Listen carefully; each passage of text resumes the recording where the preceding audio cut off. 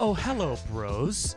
Welcome to episode 22 of the Brent Pella Show. This one is with my buddy Aristotle Georgeson. You might recognize him as Blake Weber, his alter ego and persona that he puts on as a character. You might not know that, but you might have seen him in some of the videos we've done together, like the Deep State video, the Conspiracy Theory Bros video. He's one of the funniest people I know, and the fact that he's committed to this Blake Weber character for so long is just, it's my favorite. He's so good at it. It's so funny. It originally started as a character called Blake Vapes, which you might have seen around the internet, and now it's Blake Weber, and we talked about the history and the transition from Blake Vapes to Blake Weber and what he does now, and everything that he's built with it is just really cool. We talked, of course, we got into some deep state stuff.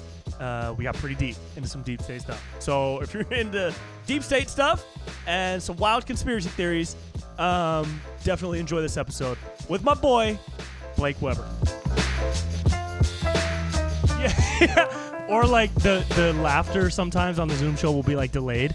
Yep. Because you'll say something and the internet connection will be bad and you'll just hear like a ha ha. Yeah. It's not even a real laugh. It's a performative laugh that they're doing for you out of courtesy. Right, exactly. Yep. That's what I figured. Yeah. But so I just started doing videos. I just started doing videos this whole time, nice. Which has been fun. Yeah, it's been great. Yeah. Did you start doing stand-up when you came to LA? No, I had been doing it for like a year and a half or 2 years before I moved here from Florida. Oh, yeah, Florida. Yeah. Dude, a lot of people came out from Florida. Oh, yeah. Yeah, I'm... What part of Florida? So I was down in South Florida. I started when I was in college, so in Tallahassee. Mm-hmm. And then I lived down in South Florida for like a year and a half, and then decided to come out to LA. Mm-hmm. And started with like the whole Flappers thing. Oh yeah, dude, everybody starts at Flappers. I know, like, right? It's almost like a rite of passage. Yeah, to be a stand-up comic in LA. Literally, you have to do like 10 Flapper shows. Yep. in your first year. Yep. Yeah, that's cool. Were you like interested in acting too, or was stand-up like the main thing? No, it was definitely stand-up would be the catalyst into acting for me. Yeah, that was always kind of my thing. When I first got here, it was like when I first started, I was like stand-up only. And then I like was looking, and this was back in like 2000. So I started in like 2011. So at that time, I was just like stand-up only. And, And I was like one of those, but then I started to realize like, oh, kind of nobody really has just a stand-up career. Like you have to do acting. Stand-up is like your passion. Acting pays the bills. Right. That's what it seemed to be, and that's what I kind of noticed from an early age or an early beginning. Yeah. Yeah. That's cool. That's still kind of the case though. I think. Yeah. I mean, until you get big enough to where you're touring and making money off specials and all that. Yeah, but even then, like, look who's like the biggest comedians besides like a Joe Rogan, who is still makes all his money from his podcast, or somebody like Jim Jeffries, who has TV show, but like Louis, like Bill Burr, like those guys are like 99% comedian, and then the rest is. Like the fun stuff. Yeah, the fun acting stuff. and fun stuff. Yeah. And that was when you were doing stand-up, that was back in the days of Aristotle. Yes. Back when you were Aristotle. Yes. Pronounce your last name for me. Georgeson. Georgeson. Yes. Okay, I was saying Georgenson. Yeah, a lot of people do that. Yeah. But yeah, no, and so I still like have my stand-up act. Do you really? Yeah. Oh, that's awesome. And I still would perform as Aristotle. But the thing is like then people like were trying to book me as Aristotle for like for not any money, like for like a like come do the show down here, here's your offer, and it was like, what? I don't really want to do that. Yeah, like I'd rather perform as Blake, promote it, get more people to come for more money. Right. Mm-hmm. So it's so cool to see. Now I don't think a lot of people know that Blake Weber isn't. He is a person. Yes. But he's your how would you describe it? Alter ego? Yeah, I would say alter ego, and then now the way that it's kind of taken on a life of its own I would say that now it's like kind of my stage name. Oh, cool. Okay. You know, like I've kind of, so the character has gone through like this weird like transfer. Like I started it to make fun of like people who vape. Yeah, because it was Blake Vapes at first, right? Yep. And it was I remember seeing those videos because wasn't there like a fake documentary? Yes. About it? Yeah. Okay, take me through that. Okay, so you want me to start from the very first beginning? I want the day Blake Weber was born. Okay. Or Blake Vapes was born into the world. Okay. Yeah. So I was working for this weed vaporizer company at the time called Cloud V, and like to this day they still make like the best like weed like pack yourself dab vapes, like they're the best ones. And I was at a trade show in Vegas, and while I was there, these people kept coming to our booth with like cards that they would give us with like their Instagram on it. And it was like these vape dudes with like flat bill caps, and like they had like these shirts that were like you know, like the FTP shirts, like the streetwear. Yeah. And they come up and like, yo, check out my gram, Cloud Blows 420.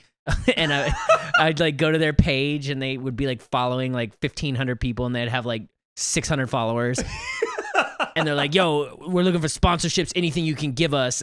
And it was just like the weirdest thing. I was like, this is a funny like character. Yeah. And so I went on Instagram, and I started like looking through these people, and I was like, all right, I could parody this and do it, like make it look real because I'm like in it kind of. Right. And so I started a Twitter first. I started a Twitter, and nothing really happened with the Twitter. And so then I started an Instagram, but in my mind, what I wanted to do is start the Instagram so I could make a movie about this character. Oh my God. Like I wasn't even like Funny. gonna troll people on Instagram. I just wanted to make Instagram videos so I could show the camera on the movie, like, right. and be You're like setting up for a future project. Yes. You're setting up a character's backstory. Exactly. How long had you been doing stand-up at this point when you were first doing this stuff? Maybe so. Like a couple I years? guess it was like probably like 4 years. Oh, okay. Three Cool. or 4 years. So you were confident. Yeah. And it was funny too because I had been doing jokes at this time about people who vape because I was around a lot of them at these trade shows. Right. So like I would go on, and the initial bit that it all like really started from was like, you never have to ask somebody what they're vaping on because they're just going to tell you no matter what. Like you just be standing next to somebody, and all of a sudden they're just going to, what do you think of this blueberry strawberry melon? Do you want to try it? You want to try this blueberry strawberry melon? And then it just got ridiculous to where the flavors were just like, just absurd, you know? Yeah. So that was the stand-up bit, and I always knew the big laugh always came when I did the character. And so that was like, I was like, all right, let's use this character as the person for this film. Let's start the Instagram. And I sat on it for a little bit, and then I guess this was in 2016. I did ayahuasca. Whoa. Yes. Did you go to Peru? No, it was in Joshua Tree. Oh, nice. Okay, Yeah. cool. Was it like a proper ceremony with like a guide? Yes. And everything? Yeah, it was the real deal. It was as real as you could get here with yeah. like a white lady. Oh, nice. Like a spiritual ass white lady. Marianne Williamson was your shaman? Yeah. Her name was Valerie, actually. Okay, so, cool. She had a parrot, so I trusted her.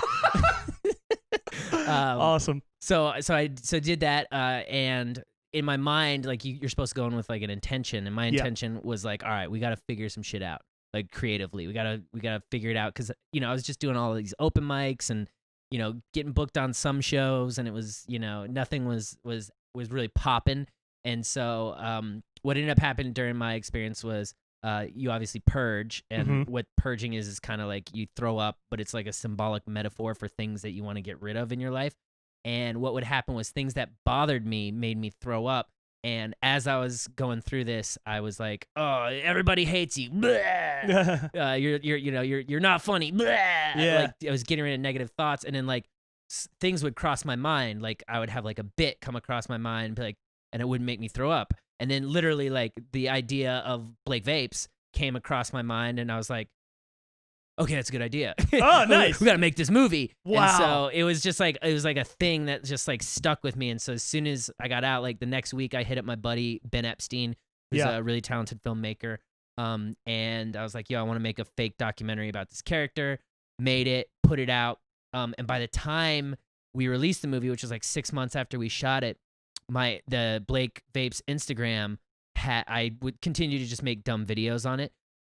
grew from like when we shot the film, I had like 70 followers. Mm-hmm. When I released the film, I had like 25,000. Wow. It like started to grow, but it was all hate follows because I was making these stupid videos, and meme pages were posting them. Like, look at this idiot. Yeah, like, what the fuck is this guy?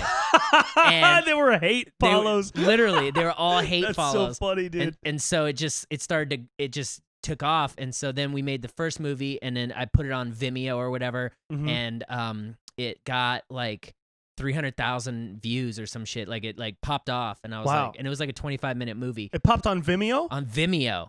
What pops on Vimeo? Nothing. What a weird platform to go viral on. Right? Who's like, watching like filmmakers? Yeah, literally. I don't even know, but it was good. But it was funny because it got rejected from like 3 festivals. So I was still like was mad about it. I was like, fuck this, dude. I don't care how many views. If the art community doesn't like it doesn't matter.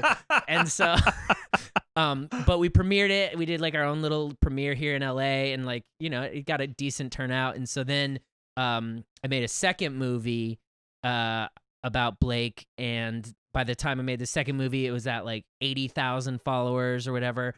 I released that one. That one got to be a staff pick, a Vimeo staff pick or whatever. Nice. And so that one got another like 200,000 or 300,000 views on Vimeo, and but it didn't like change anything. Like, I was hoping that these projects would bring attention to potentially creating a show about this character or something. And what I realized was that the idea of the vaping, like the vapes, the whole the character that just vapes, no one could get past that. Like industry wise? Yeah, industry wise. Like, okay, so he vapes, cool. What else? And there was a lot of depth to the character. Yeah, but no one could see past it, and like I got passed up on a few brand deals and whatnot that would have been, you know, epic. For the brand as well as, you know, Blake or whatever. And it was frustrating. So that's kind of, after I released that movie, it was like 6 months to a year after that I just dropped the vapes, and it was just Blake Weber at that point. So the timeline of the movies, when did the first mini documentary come out? That one came out, I believe, in like December 2015, I believe. And then the second one was like August 2016. It was pretty quick. Okay, cool. Pretty quick. And during that whole time, you're still posting like funny videos. Yep. And it's kind of like, I don't want to describe it for you, but from what I saw, it was kind of a mockery of everything pop culture. Yeah. Right? Yep. Everything pop culture, but specifically like related to vape. Okay. And so the initial angle was very vape heavy. Yes. Because you were smoking a lot and like blowing like fat clouds and like bragging about clouds and all that. Yep. Okay. And then so August 2016 is when the second one drops. When did you start to not get the brand deals and start to think, oh, maybe I need to change this character to make it a little more palatable? It was it was a little bit, it was probably under a year later. Within like I said, six months to a year later, it was definitely 2017, but I can't remember exactly when. And so I just kind of shifted from vape material, vape-based humor, which is such a dumb vape comedy. Yeah, it's so stupid, dude. So I shifted from that sort of style of video to more like sketch and like making fun of pop culture. And then the next thing that sort of like that really clicked where I was doing just voiceovers of Cardi B. So I would take, dude, those are so funny. They're so dumb. Oh my god, I've cried watching those. Really? The 6ix9ine ones are the best. Right? Yeah, those are my favorite too. Yeah. Realistically, but it was this one particular Cardi B video, and so I started just putting my voice over exactly word for word what she said, and as Blake. Okay. And it really clicked, and so at that point, that was driving a lot of traffic to my page because it was getting picked up by like World Star, a ton of different meme pages and stuff. Right. And then 6ix9ine, I found that guy, and I was like, "What the fuck is this? What a human? nightmare this guy right? is!" Yeah. So then I went from Cardi to 6ix9ine, and then I realized like, oh, well, there's like a whole plethora. What I realized is that people like to watch videos of like people that they sort of viewed as like fuck ups. Yeah. And like people who are kind of a mess. Not that Cardi B's a mess or that 6ix9ine's a mess, but like they're people loose. Are like, you're like, what the fuck is this person? Right. You know, so I started picking out those types of videos, and then it went further into, you know, like animal videos, and then and robots. And now it's kind of almost a parody of internet culture. Yes. Like any trending clip, like the video of those two little toddlers running up to one another from a couple months ago. Yep. Or there's one with a squirrel, right? Maybe, or some type of animal. I forget. Yeah, I'm trying to think. You've done an animal one. So many. Yeah. So many. Oh, the llamas. The llamas. Yeah. Those ones went crazy. Dude, those are so funny. And the thing is like I don't try to like find like a trending animal video. It's like I follow a bunch of these pages, and when I see one that like I like, or I'm like, ooh, this one could have an angle. Yeah. You know, then I'll jump on it, or if I could like tie it into something that's relevant in the news or whatever. It's so absurd. They're so dumb, but I love them, and you know, they're that's so funny, man. It's so thank you. So when you dropped the vapes and took on Blake's birth name, Blake Weber. Yep. Did you start to notice like a pretty quick change in the amount of attention that you were getting and the amount of like communication that you had with other people or collaboration type stuff? Definitely. You know, like what happened at first was like all the initial followers were like, oh, I fucking sell out, change your name. Really? Yeah, like so many, and like unfollow. Like that's the thing, dude. They would have said that no matter what you did. Exactly. They would have said that if you had done an ad for a vape company. Yeah, exactly. It wouldn't have mattered. Yeah. So I was like, all right. It was scary because like at that point, you know, I had built up this following, and I think in that first week I lost like between 6 and something thousand followers. Like it was just dropped. Wow. And at that time I was at like 200 something thousand. And I was like, fuck, maybe this wasn't a good idea, blah, blah, blah. Yeah. But you know, I held strong, and you know, I found a new angle, and I found something that was really clicking with people. And so then the page, you know, started to grow, and it just took on a new life form. And I feel a lot better about, you know, the type of content that I can post now, and the type of content that I can create. Because now it's gotten to a point with Blake where I've sort of abandoned the idea of just having this be like a fake character in the real world, to now sort of you know, letting a little bit more of my own personality in there. You know, trying different characters.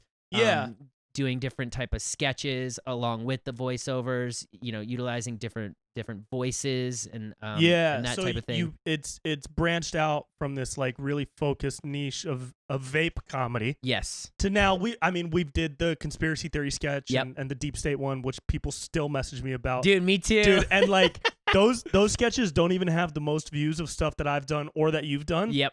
But I think I've gotten more messages about those than any other one. I would say in terms of like sketches and like people commenting like direct quotes. Like for instance, I posted a video yesterday, and I had so many people that were on there like, "Oh, that gazelle is deep state. that crocodile's deep state as fuck, dude." Yeah, dude, that's so funny, bro. So there, it's like when you find like a little thing, it's like, all right, just keep hammering at it, and just see what happens. We gotta do more. I'm so excited. Yeah, I've already been thinking about like how we can incorporate some shit into the next version of it. Yeah, that's awesome. Yeah. So at this point, do you still have some semblance of goals for the Blake Weber character to be developed into a bigger, longer format project? Yeah, absolutely. Yeah. So last year, and it was supposed to be this year, I started touring the live show. Oh, the TED Talk. Yes, dude, I haven't seen it, but I've seen pictures. Yes, it looks so funny. It is, dude. It's like the most fun I've ever had on stage. That's because cool.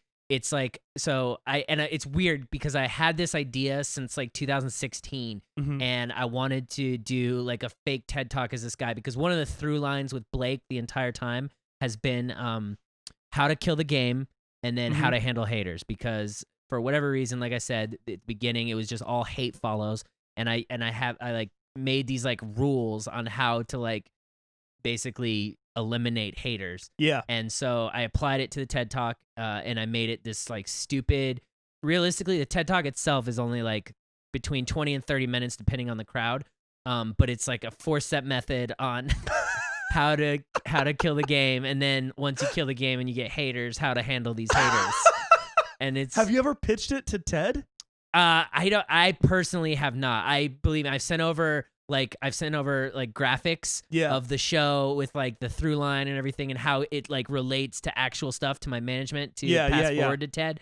They gotta pick that up. I dude. want them to so bad. Oh my god, it would be so. It's perfect for them too, because it's like it's internet culture. It's the most perfect thing to have for Ted, right? And I really want to do it through Ted, just to release it and get it out there. No, exactly, and be done with it, and then make a new live show. But it's so much fun because the way the show is, it's got I've got my dumb fucking slideshow, and then I do it on a hoverboard. And and to like hold the roots of the character, like I vape during the show. Oh my god! And so it's like super interactive, and it's great because like I let the crowd like yell at me and shit. And it's so much fun. I never know what's gonna happen at a show, and it just like that gets my dick hard because it's like well, you leave it open to respond to people in character, which I'm sure is just one of the funniest things. Well, and it's so fun. And when I did it in New York, Adam the creator, are you familiar with that meme page? Yeah, I think so. He does all the really great Photoshop work and all that stuff. I've seen him. I've seen that stuff around. He's a great dude. He came to the show and he was like, dude, it's like it's Instagram but live. Like, because I ask people questions, I let them comment on, different parts of the show. I say, what do you think of this? Or, like that kind of stuff. Yeah. And so, when he said that, I was like, oh shit, he's right. Like that's kind of what it brings, in terms of that. So, I was really sad, this year because I had a bunch of stuff planned. Yeah. I lost a whole tour too. Right. And so, love you all the live artists out there. We're all going through it. It fucking sucks. But yeah, I was really excited about it this year because that's something that I've been building, is this live show. So to lose the momentum on that, it's frustrating. Yeah. So I'm hoping that, when things start to get a little bit more normal, and we're gonna be so rusty, dude. I know. That's the thing. Is like I was going into March with it was turning into like a one-man show type thing with characters, and then I'll play a video and I'll exit stage and I'll come back on as the character from that video. Yep. And do a whole thing, and I'll have like a guest come in and fuck around with the guest and interact with the crowd, go back to stand up. And it was like I had just ran it maybe 5 times in February and March total. Yeah. And then I had big shows April through August. Yep. All of them wiped out. Gone. Yeah. And so now I'm looking back at my notes, like I was going to do this, and what the hell was that? Like what? Like, what was this? Like if I had to do all that tomorrow, it would look so bad. Yeah, I know, right? Yeah, like it would look real bad. Yeah, but we'll get back. Yes. We'll get back to it. It'll be fun. Yeah. Do you see? Do you ever feel like because it's such a strong character? Mm-hmm. Do you ever feel almost like restricted to that character, where you don't either feel comfortable to play other characters, or like you don't get the opportunity to play other characters the way you might want to? Do you know what I mean? Yeah, do you feel like totally. It's kind of stuck ever? To an extent, but like I said, having branched out into making, new and different types of content. Yeah. I've just kind of let it go, because really what it came down to was I wanted people to think that it was a real person. Right. For the longest time. And so I just, when it comes to doing sketches with other people and different things like that, my first choice usually is to go with Blake. Yeah. But when it calls for it, that's when I branch out and I try a different character or whatever. For a while, it was definitely confining. It was definitely restricting, but now you kind of find different ways of playing the character. Exactly. Like in stuff you've done with like Trevor Churdley's versus stuff you've done with me. Yep. It's still different. Like you're acting different. Yes. You know what I mean? Depending on it's just putting this particular character in a different environment. Yeah. You know, changing up the voice a little bit for the most well, part. that's the beauty of a great character, right? Yep. Is it can exist and interact in any environment. Yes. So you can put this character as the best man at a wedding, at a funeral, at a birthday party, in a living room talking to his bro about conspiracies. Yes. Right? and it'll always work because he's always like, you know him so well, you know the character so well. Exactly. Yeah. And it's like one of those things where you know, I have, you know, a repertoire of characters, but when it comes to it, I can improvise best as Blake. Yeah. You know, and so in a way, you know, it's good for that. It's good. It's a good tool. It's a really good tool. Yeah. But yeah, I've been wanting to branch out, and this year especially is a year, you know, of course everything's fucked, but in terms of creativity and making sketches and appearing on camera instead of just doing voiceovers all the time. Yeah. I have been branching out and trying new and different things, which has been awesome. Yeah. And it's been cool to see my fan base, you know, see these videos with different characters or different versions. And see that you can do different and stuff. being like, oh shit, whoa, how do you do that? This guy's not just a meme. Yeah, why are you doing such a good Australian accent? Oh, right, yeah, like dude, that's so funny. Yeah, so it's like it's weird, it's different, but it's within my comfort zone, but it's out of like my comfort zone in the sense that like, how are people going to respond to seeing like a different character? Right, that's cool. Yeah. Have you ever gotten recognized just as Blake? Or have you gotten recognized as Aristotle? Do your followers know? Do you think? What percentage of your fan base knows that you're not Blake Weber by birth? Literally, maybe 10%. Like nobody knows. I haven't really put it on my platform. Right. You know, I haven't like shouted myself out on my own page or whatever. Yeah. I think it's kind of funny, and like when people do know, like then I'm like, oh, okay, cool. You did the research, or like you're like a real fan to dig deeper and see what this is all about. Yeah. That's really cool. Yeah. What's up with the DJ stuff? Because you're DJing too. Yes. And your live DJ streams are insane. Yeah, right? They're really so fun, right? Yeah. Yeah. Who's your boy you do it with? Maddie Ghost? Yeah. Yeah. So our music project is called Double Dare. And so it started a while back. Like we started Double Dare in like 2017, I believe. And essentially what happened was during my Instagram videos, especially the vape videos, on punchlines, I would add like a dubstep drop or a trap drop or whatever. And what ended up happening was I would hit up DJs and be like, hey, can I use this song? They would send me their music or whatever, and I would tag them, and it was like a good way for them to get their music out there. Yeah. Because this is like a platform that they didn't necessarily have before, where like their music could be used in comedy videos. Right. So people would then, because people are idiots, they wouldn't read the caption, and they'd be like, what song is this? Where'd you get this song? Right. Blah, blah, blah. And so it kind of sparked the idea that like, oh shit, I could possibly utilize, you know, my taste in music, because I was always like looking and trying to find the next best song to add to a punchline. Yeah, which is I remember that, like flipping a vape and catching it in slow motion, and it's just like, yeah. So so ridiculous, dude. It really was. It's so stupid.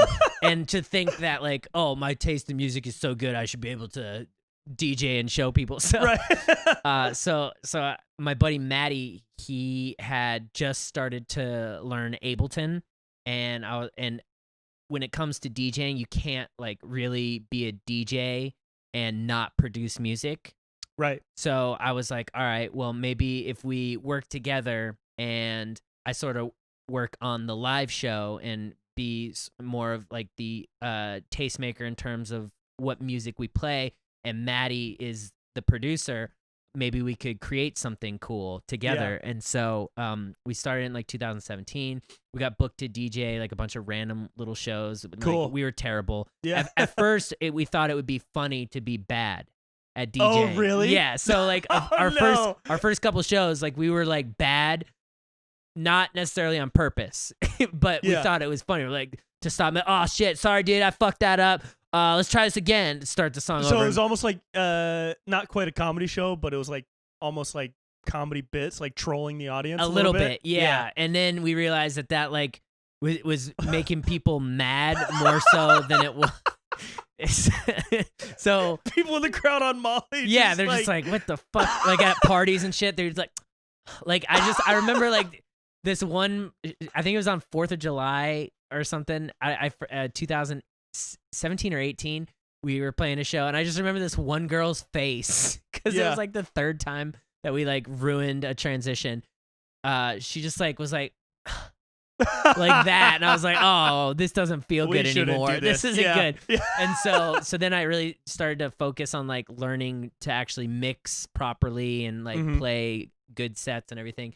I will say our song selection has always been on point. It was just making sure that we actually mixed it together properly so that people could have like catch a vibe. Yeah. And so, what about lyrics? Have you ever like put lyrics into a song or like tried like even just for fun, like funny lyrics? Oh yeah, like yeah. To make a comedy type song? Yeah, we made one earlier this year, back in February, right on Valentine's Day.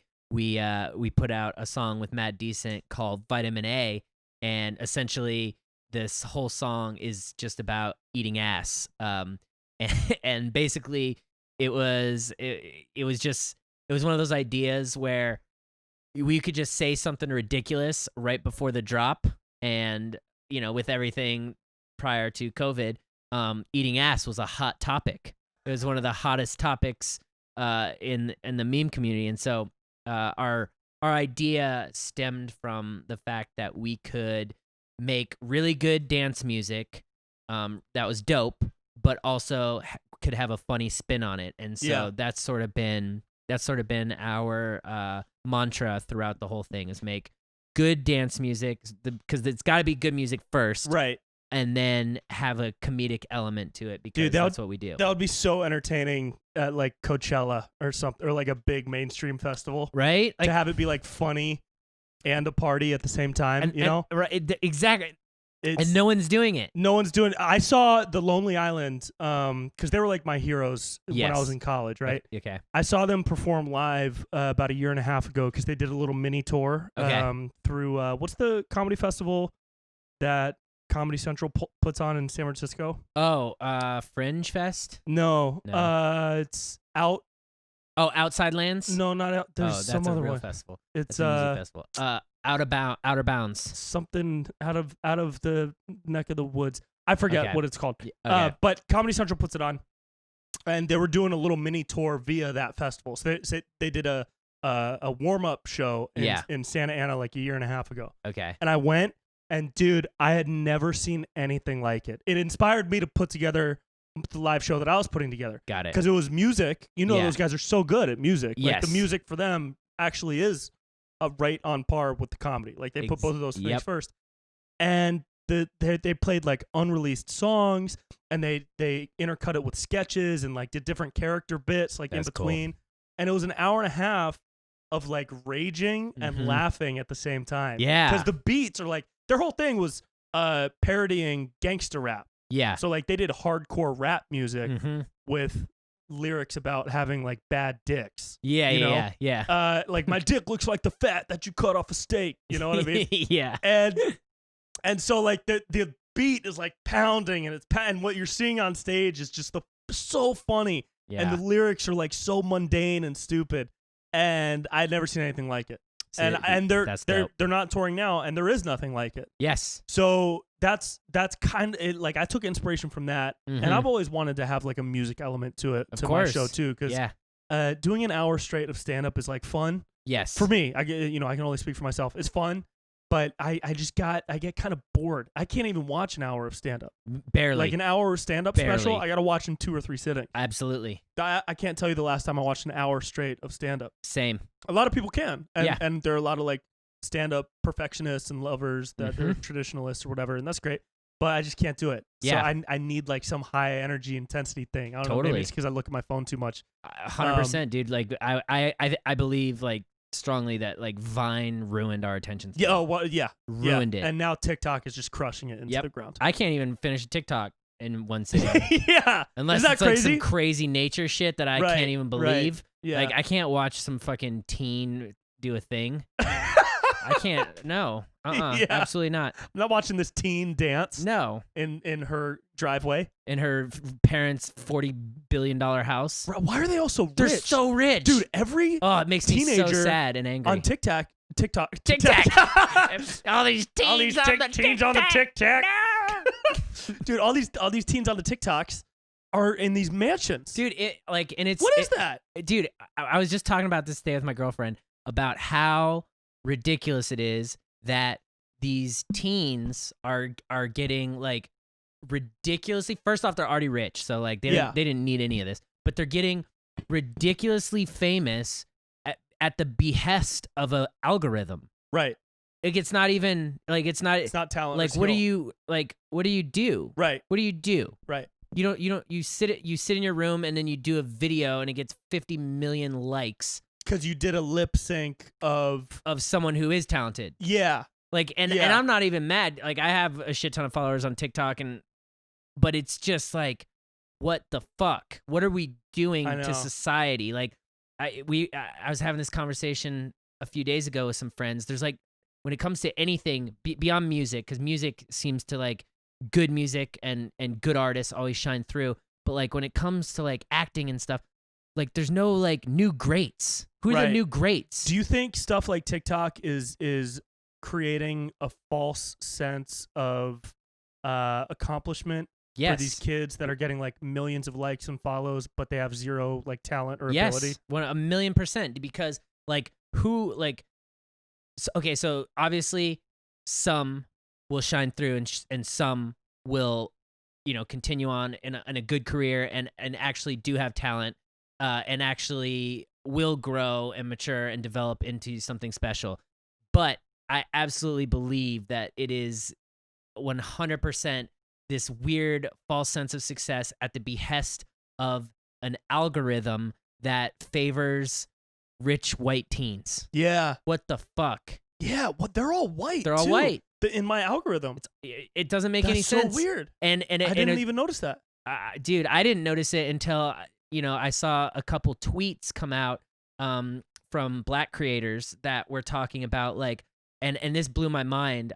They showed the black creator who like invented I believe the Renegade was the example in this video. The teenage girl. The girl, and they're like, and they were showing examples of these black creators that invented these dances that only have 500, 600,000 followers, and their video where the dance started will have like 60, 70,000 likes, which is decent. Yeah. But then you got these rich white teens that for whatever reason are favored in the algorithm, play the same video, can't do it as well as the people who invented. They're doing the dance, and they got 4 or 5 million likes.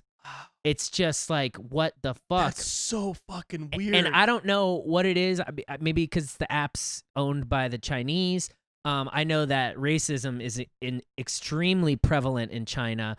And for whatever reason, they like worship white people. So I don't know if that has something to do with I'm not even kidding, dude. I'm not even kidding. Like Western culture. Western culture, but particularly white Western culture. Like the NBA and stuff and athletes have their own sort of like fan base and whatnot in China. But for whatever reason, they have this like obsession with like white people and white skin. And it's fascinating. That's really interesting. Mm-hmm. I've talked to some of my DJ friends who've toured in China, and they've been like, "Yeah, dude, it's so weird. Like, you'll just be on the street, and they'll like come up to you and be like, oh, and like start petting them and stuff. Like it's really that happened to some of your friends. Yes. Wow. Mm-hmm. And not because they're necessarily famous DJs. But more so because they're a white person, a rarity in a poor area or something. Found that to be fascinating. But I don't know what it is about TikTok, but it's crazy when you see these people like in my mom's kitchen. And it's a massive, and you're like, sprawling kitchen. What the fuck, dude? Yeah, Where was that? I wish I had that opportunity and privilege. Yeah, dude. So I don't have to be scared every day. Well, TikTok might be going away, man, unless they, what do they have to do? Give it to an American ownership or something? Or Trump is going to get rid of them? September 15th. Oh, there's a deadline to it. Yeah, so if they don't sell by September 15th, Do you think they will? Done. China loves that data, bro. I don't know. China loves that data. I think that it would be the American branch of TikTok seems to kind of operate on their own. Yeah. So I think they're probably gonna sell because the profit would I don't even know. It'd be the loss of insane. money would be big. But Instagram's got their TikTok version. Yeah, they're coming out with one. I don't know if you've seen. I've seen it already. I haven't seen it. I've heard of it. It's cool. People are posting videos. It's just TikTok. Really? Yeah. But in Instagram. In Instagram, it's like you look at it and you're like, oh my god. Do you think it's gonna overtake TikTok? No, because unless TikTok goes away, I don't think it'll overtake it. But I don't know, because I remember when stories came out on Instagram and it killed Snapchat. Yes. Dude, rest in peace, Snapchat. Dude. I was so sad too because I loved Snapchat. I never used it. It used to be my favorite platform. It was the most engaging. Like if I posted something on Snapchat, within 3 seconds, I'd have like 30 replies. Holy shit. It was awesome. Man, maybe I just never took advantage of it. I almost got tricked into sending dick pics on Snapchat. To whom? Have you ever had that? No. Dude, this has happened to me like 2 or 3 times where I'll get a message from some random person on Snapchat and it'll be like a girl in a bra, but you can't see her, or you can see her face, and then the next one will be like bare chested and you can't see her face. Bare chest. No topless. I don't know. A girl with a bare chest. It's a bare chest. It's furry. Yeah. It's brown. Bare chested woman, dude. Hell yeah. Fuck yeah. It's grizzly bare chested, and they'll be like, haha, now let me see you. And I'll be like, wait, what? Who is this? And they'll be like, wait, is this Brent? And I'll say, yeah, who is this? And they'll be like, oh, this is Monica. We met at the party last weekend. Like, I didn't go to a party last weekend. Yep. But then I'm curious. So I'm like, well, I don't know who you are. And they'll like send more pictures, and they'll try to get me to send pictures back. And I looked it up, and there were I looked up this person's username. Okay. And there were stories from guys who had been tricked, not by her username, but by other usernames. Yeah. And they've been blackmailed because they sent a dick pic. Yep. With their face in it. Okay. Because when you see, there's something about guys, when you see a naked woman on a picture, for a lot of guys, you don't think with your head anymore. You start thinking with your dick. And so these guys sent dick pics. And the women, I don't even know if it was a woman. It could have been like an 50-year-old dude posing as a hot young girl who just like ripped naked pictures online. Yeah. They would say, hey, we're going to expose you and send this to your work and your entire family unless you send me $500. Yeah. I actually have heard of those stories. Dude, yeah. Scary. See, so I started just staying away from Snapchat because of that. I mean, that's smart, dude. I've had people message me, and I was always afraid like that these people on Snapchat were younger. So anytime I got a message like that, I just ignored it. Like I would read it and be like, no, not even. I don't care. I don't. And plus, I was married for a while, so I was just like, I was like, I'm not interested. How long were you married for? 2 years. Was this during the era of Blake Vapes? Yeah. Did Blake Vapes have an impact on your marriage at all, or like your relationship? Was it like? It's possible that it made her hate me more and resent me a lot. So that's definitely plausible. Yeah. But yeah, dude, it was. I don't know. I don't honestly know. But I probably. Probably. Yeah. Yeah. Snapchat, I was never super into. TikTok, I'm trying to get back into a little bit, but I don't know. We'll see. Yeah. I've talked too much shit about TikTok on this podcast. I think people would be frustrated if we talked about TikTok anymore. Yeah, right. Unless it's the conspiracy side of TikTok, which is something we can talk about. Yeah, dude, mining the data. Mining the data, mining the date. Yeah, the TikTok conspiracy. Did you say this or did someone else say it? TikTok started coronavirus so that they could have everybody inside dancing, and they would take all your data so that China could have all your data. Wow. To force people to be inside so they can take all your data. Have you heard that one? I haven't heard that. No, Yeah. That's fascinating. Or China started it. This is just a theory, guys. No, this is truth. Everybody that's looking through my podcast in the future, deciding whether or not to hire me. This is not my theory. Okay? No, dude, it's not his theory because it's the truth.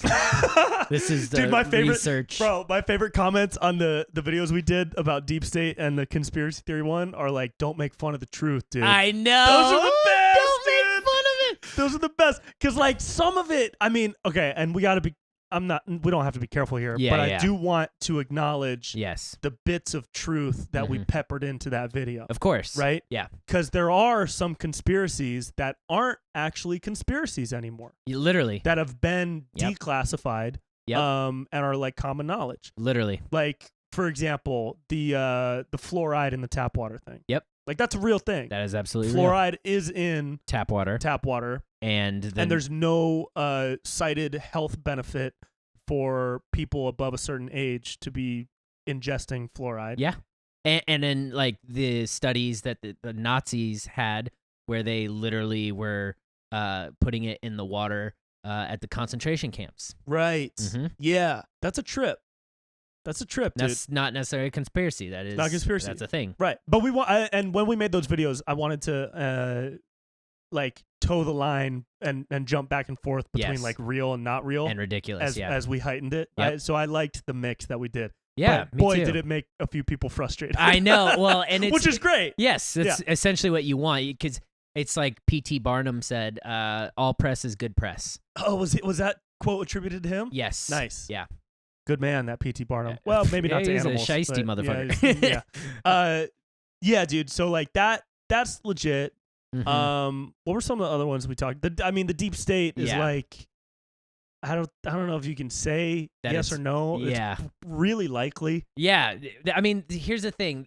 You hear rumors. Yeah. And while maybe a lot of them are exaggerated or taken to an extreme, there's a lot of the times there's something behind, most rumors. Yeah, there's truth. I would say there's behind every rumor there is some. I don't know how big of a nugget it varies, is, probably, but there's got to be some microscopic piece of truth behind it, and so the extreme that some of these conspiracy theories go, that's one thing, but there's something to most of them. Yeah, there's something to a lot of them that is worth looking into. Yeah, and a lot of them, I'm actually shocked that we don't have more information. Yes, you know what I mean. Yeah, like especially in regards to UFOs and aliens. Yes, like that's top of my list as far as stuff we need to know about right now. Well, especially because, okay, so they declassify all this stuff right now at a time when we're the most distracted. Right. So that leads me to believe, like, oh, okay, if they're telling us this now, what's to come? Right. So, like, they got more. Yes. They have more information. Yeah, and so the fact that, like, that was held and classified and not released and hidden from the people. Like, what else is there's a quote that, like, if you want to see what someone's gonna do, look at what they did. Well, the government's been hiding this forever. What else are they hiding? What else are they? Yeah. What else are they? And for instance, I've been watching that Wormwood. I saw it. Yep. Yeah. Good. Like that was wild. They withheld information from the family after this person the guy died. Or killed himself in quotes. Yeah. Like, what else are they hiding? Why are they so secretive? Why do we go to other places in the world and overthrow governments and put people in power that have our vested interests in mind? So there's more to all of it. Have you seen Mirage Men? No.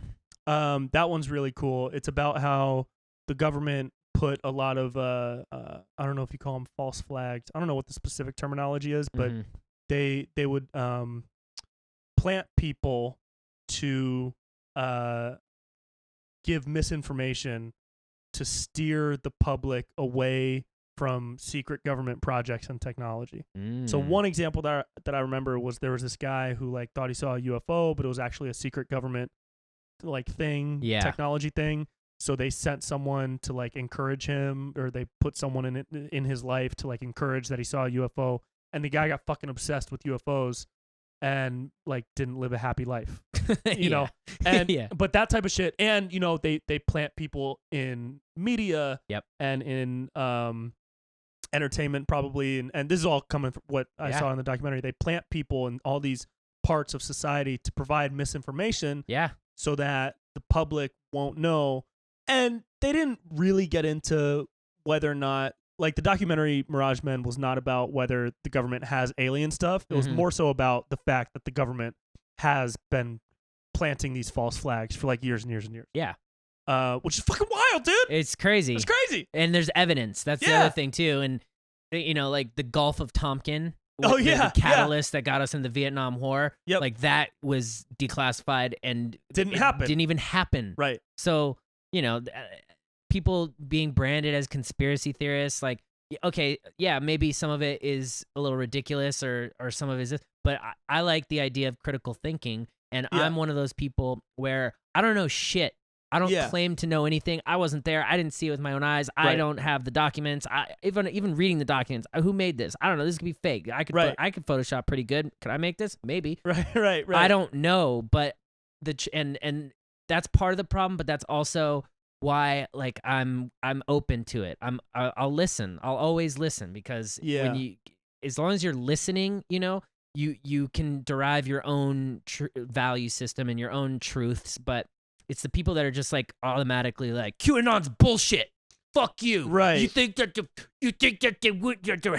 kids and the Satan Well, that's rituals. that's the extreme. The people who immediately like just shut down and say no. Yes. Are just as bad as people who are like, That are this is true they're and there's so no far. falsity to Yes. it. Yeah. Like those two ends of the spectrum, the truth is somewhere in the middle. Yes. It's got to be. 100%. It might lean one way or the other, Mhm.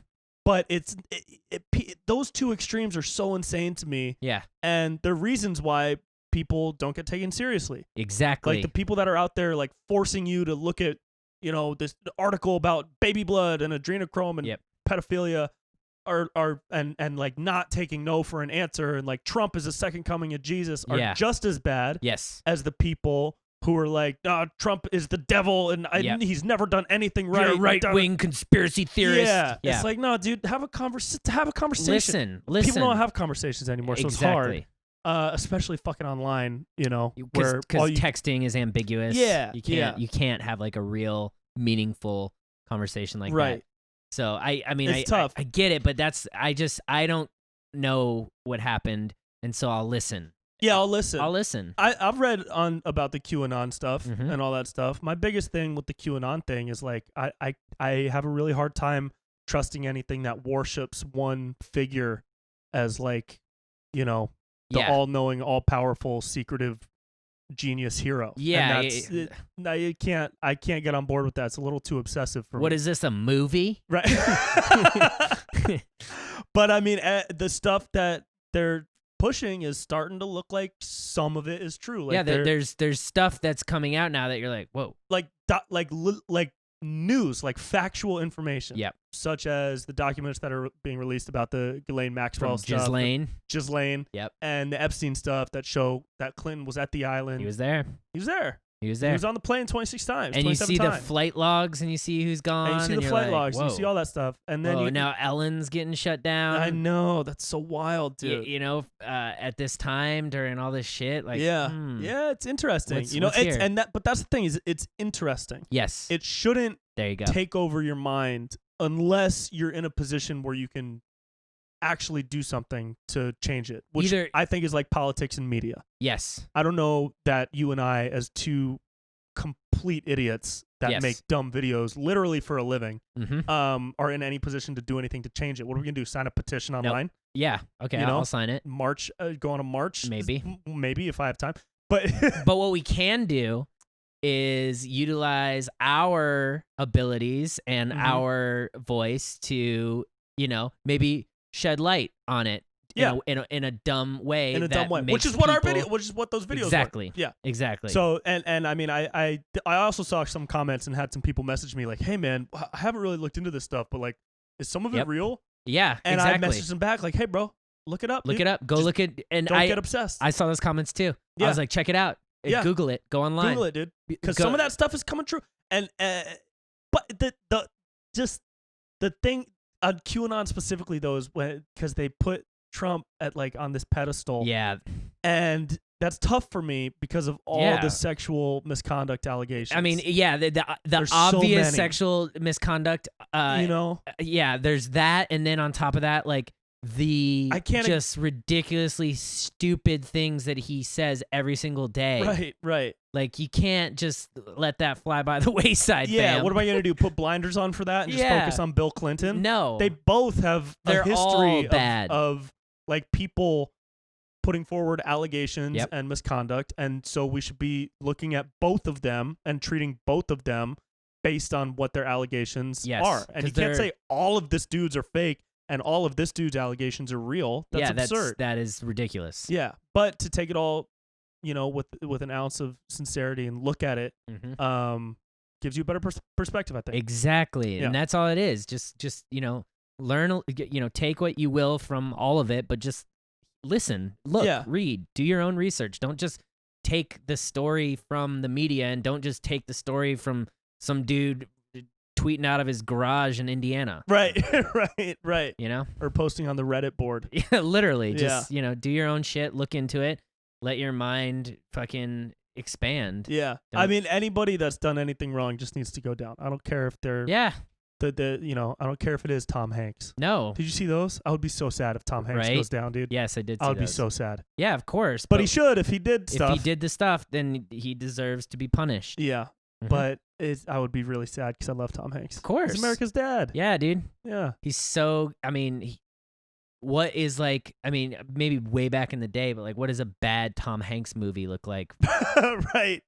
Name it. Right? I don't know. They're there, I'm sure, but I haven't seen them. Yeah. When they start naming names of people that are just like idols in pop culture, it becomes really hard to believe. But that's when you got to say like, all right, it's really hard to believe, but we'll see what happens. Exactly. Because honestly, at this point, you asked me this a year ago, I would have said no way. Same. But at this point in 2020, with everything that's happened, I'm literally open to anything happening. Yeah. Nothing can surprise me anymore. Well, and especially with somebody who has insider knowledge that's now, talking or seemingly talking with Ghislaine. Yeah. Like we have a good chance of learning, and I would be shocked if she lives to see the trial, which is next summer. That's a whole year. I know they got a year to cap that ass. Did you say somebody's talking to her? Insider. What'd you say? No, well, I'm just saying like someone on the inside, like she's that person that's talking. Right. Yeah, she's the person given this knowledge. But yeah, dude, they got a year to kill her.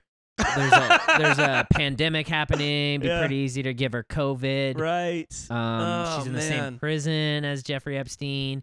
They were saying, why are they holding her there? They were saying that Trump, when he said that he wishes her well, that was like some I guess ex FBI or CIA person was like, that's code for don't talk or something. I don't know either, dude, but maybe.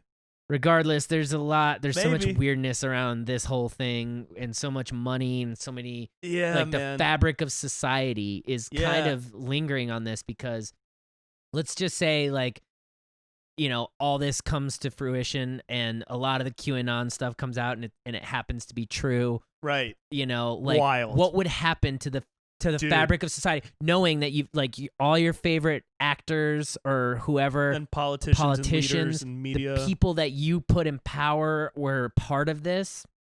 Like, whoa, what would that look like? Insane. What would that look like? I would stop obeying the law.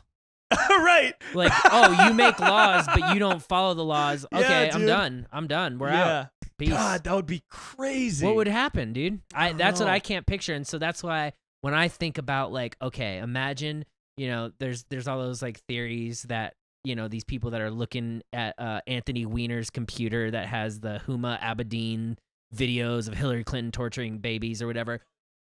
Like, if that's real, like what does that do to society? Like how could they even ever charge her on that? If it's that bad, and they say that like however many FBI agents have looked at it, like 50 something, like have all killed themselves or like quit immediately.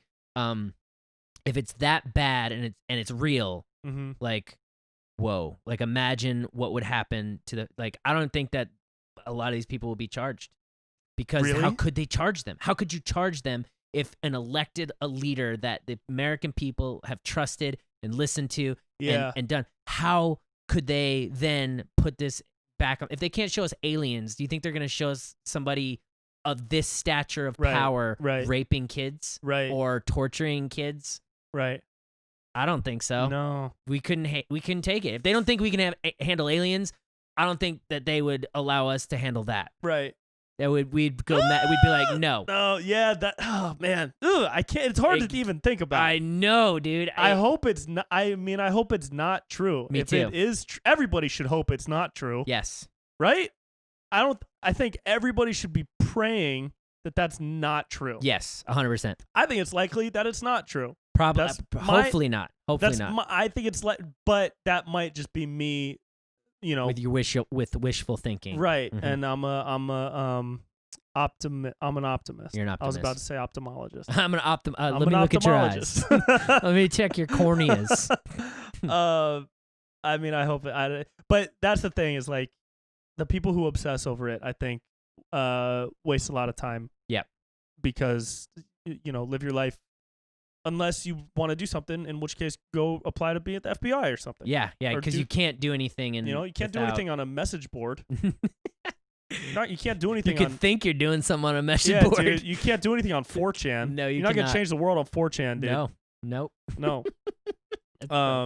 Man, I think we could handle aliens, bro. At this point, yeah. Because one of the theories on that is like that they've been here forever. Yeah.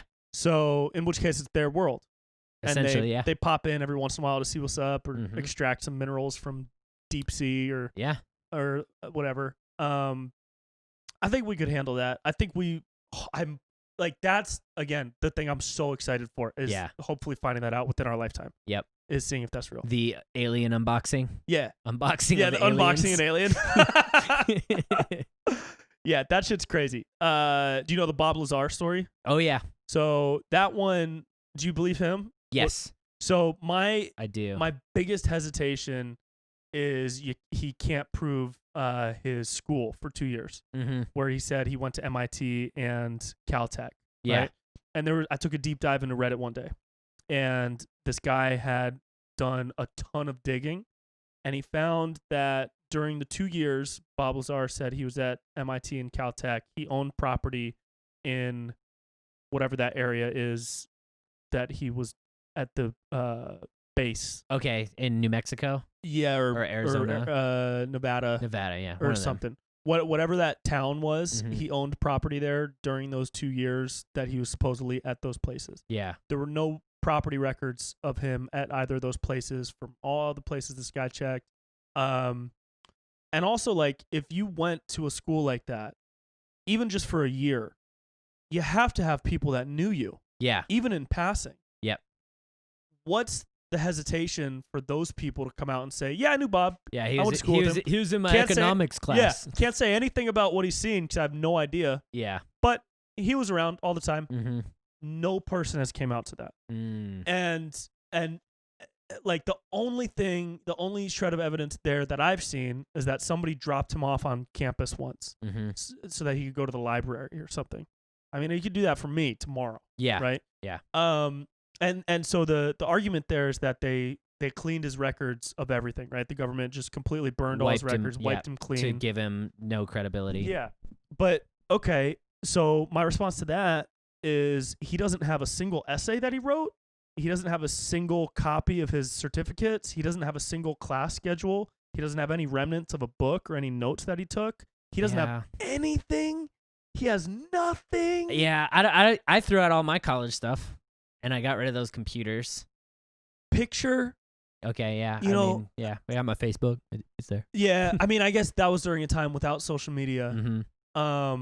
There's, but nothing. Yeah, there'd be. I feel you on the idea something that someone would come class forward. Registrar. Something. Evidence that he was there beyond just someone dropping him off. Yeah. I mean, the one thing that could bring me on board 100% from like the 85 that I'm at right now. Yeah. Is somebody saying, "Yeah, I remember him. Yep. I was there," and then that person being credible. So if he's lying about his schooling, that's the thing.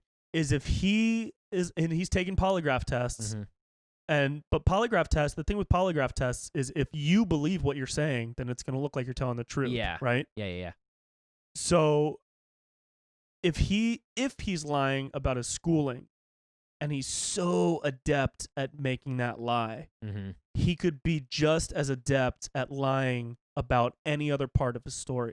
True. So that's the only hole that I want to patch up for Bob Lazar in order to be on 100%. Yeah. He's a smart dude. He's yeah. Nice dude. Seems legit. My thing was just the way that he described the technology, and it was very specific. It was specific, and then the piece of technology that he described in interviews in the 90s that we eventually saw. Yeah. That is kind of what sold me on it. It was like, oh, okay, he's not just making it up. He was at least in a sector of the government or working for a sector that had access to future technology. They say that the government is at least 7 years ahead of technology that we have at the private sector, but so at least he had that, so for me that like covered any sort of shroud over what happened in his past. Okay. And then, Element 115. Yes. Which they created years after he said it existed. So his whatever access that he had and he leaked that came out later, that's to me what gave him credibility. So like even if he lied about his school, maybe he's pulling the thing from Catch Me If You Can, where he just like is just lying about this to get in. Yeah, the other thing is, in opposition to my argument, is that maybe he lied about that back then so that he could get the job at whatever that place was. Because I've lied on resumes. Yeah. Dude, I didn't go to grad school. But my resume says I did. My resume says I did. So yeah, maybe he lied about that back then, and he's been living that lie, and now he believes it because he did it for a purpose last time. Exactly. I get that, and I'm open to that for sure. I just wish there was somebody came forward and said, "Yeah, man, I remember this guy." Of course. That's all I need. Yep. But I think his story is fascinating and super cool, and I'm stoked that it's out there and people are paying attention to him. Exactly. Yeah, I'm happy. Pay attention. I don't think he should be shut up. No. I made fun of him, dude, in the Joe Rogan video I did. And that was like the most, like people were like responding about like some of the things I said. Yeah. The most, the thing that people responded to the most was the Bob Lazar bit. Because in the video I was like, yeah, and I have no evidence at all. Yeah. And Joe was like, no, I believe you. Yeah. And people were just commenting like, Bob Lazar's telling the truth, dude. Yeah. Stop mocking Bob. Don't make fun of Bob. Hashtag Team Bob Lazar. Leave Bob out of this. Yeah. But guys, I love Bob. I think he's a great guy, and I hope it's true. I want to believe it, really bad. Yeah. Like I said, I'm like 85% on Bob. What about David Fravor? Okay, I'm not familiar with David Fravor. So he is like I don't know his status, but he's highly ranked in the Army or Navy. Okay. And back in early 2000s, I think. He was flying off the coast of California down by San Diego, and he saw this white object like doing this like movement pattern that he described as a ping pong ball in a glass, like if you shake a glass, and it was just moving at random like that. And he flew down to take a look, and the thing like rose up with him, and they like did a circle around each other, like looking at each other. And then it just like took off of their radar. Yeah. And then a couple seconds later, it showed up, hundreds of miles away on their radar. Oh, okay. I feel like I've heard that story. I've heard this story. Tic Tac. Okay. Yeah, he called it the Tic Tac because it looked like a Tic Tac. Yes. Okay. So that's wild because that dude is super credible. Yeah. Highly ranked. Why would he lie about that? Right. And he's like a stand-up dude. He got put in charge of L.A. after the 9/11 attacks. Yeah. So he's never had like a bad issue or anything. So that one's pretty cool too. Yeah. And there's just been like a ton of sightings, dude. I mean, the other thing too is in Unsolved Mysteries. I think it was episode 3 of the new series that came out. Yeah. Ooh, I'm gonna watch it tonight. Dude. Yeah, watch it, dude. It's just all these people that had in the same town. I believe in Massachusetts. In the 50s or 60s, I can't remember exactly, but they all had a witness account of seeing a UFO that like flew around at different parts of the city. Trippy. None of these people were connected. None of these people knew each other, but they all saw the same Is thing. it Michigan? No, it's Boston. Boston. I'm like it was definitely in Massachusetts. Massachusetts. Might not have been Boston, but all these people, like, you know, a couple of them are like in their 80s now. They have no reason to lie about it. Right. They have nothing to gain. They're not trying to hide something. So I really believed their story because none of them, like I said, none of them knew each other at the time, and yet they all described the same thing that they saw, and it just went away, and that was that. It was just a weird night, and 2 of them got abducted. Like, were brought into the actual ship and saw each other, and then years later saw each other and were like, they were strangers? Yes. You were in the no I saw you. Way. Yeah. I have chill bumps. Don't tell me anything else. I'm gonna watch it tonight. But there's no reason for these people to lie about this in my mind. Like, and I will say objectively, I did zero research afterwards. So, you know, but yeah, I was watching them and I'm like, why is this 86-year-old woman on Unsolved Mysteries telling this story?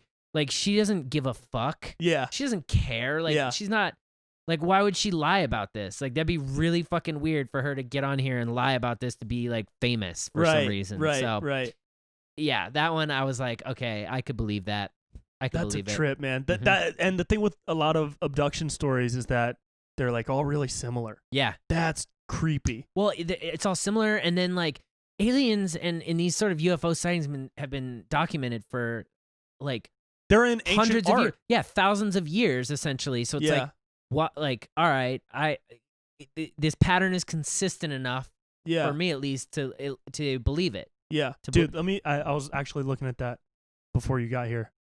Hey, shit, Jamie, pull up the pictures of the artwork with all the aliens. Okay. Okay, Joe.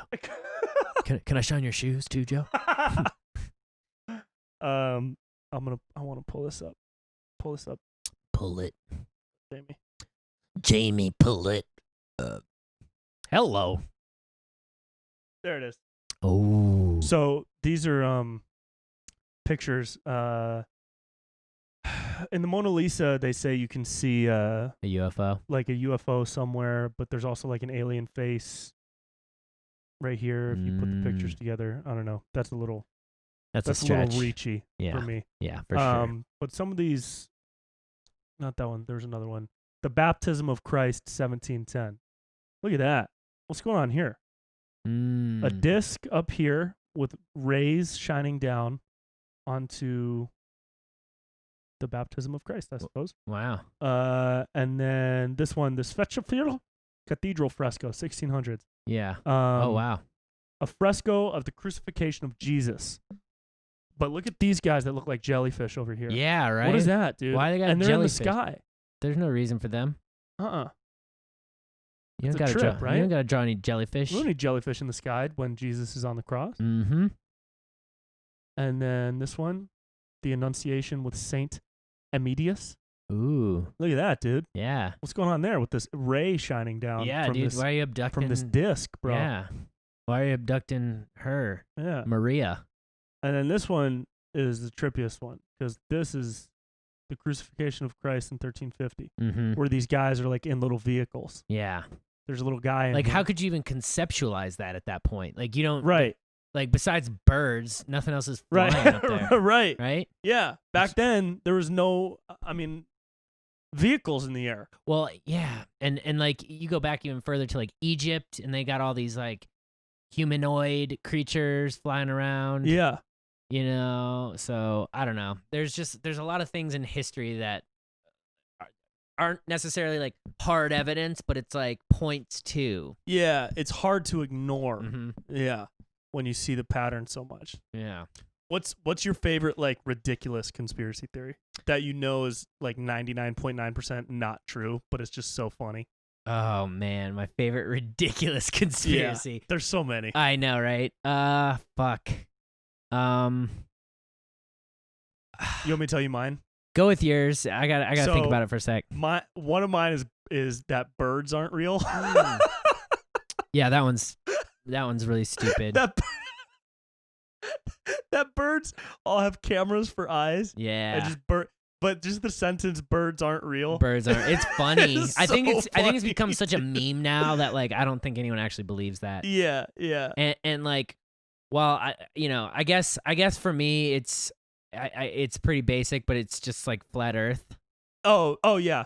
That one's annoying. Yeah, it's just annoying because these people are so convinced. Yeah. And it's like, how can you be convinced of anything? Yeah. And like why?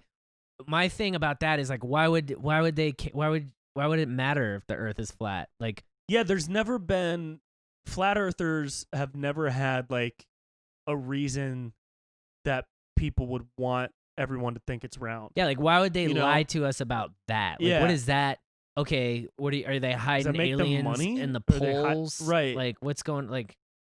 No, that doesn't make any sense to me at all. Have you seen the Flat Earth documentary? I think I started to watch it and I was just like, this is dumb. It's very dumb. It'll make you mad. I was like 10 minutes in and I think it was late at night. And I was like, I don't care. Yeah. I don't care. Dude, don't watch it. I mean, yeah, don't watch it. But it's not made for people to start believing the Earth is flat. It's made more to like show you what all these people are like. Unfortunately, not a single one of them seems like they've got it all together. Yeah, right. And that's the other thing too is like, and I would say like 99% of flat Earth folk are like not people that I would like trust with anything. They're not stable. No. Yeah, 99% of them. Like I wouldn't let them watch a dog.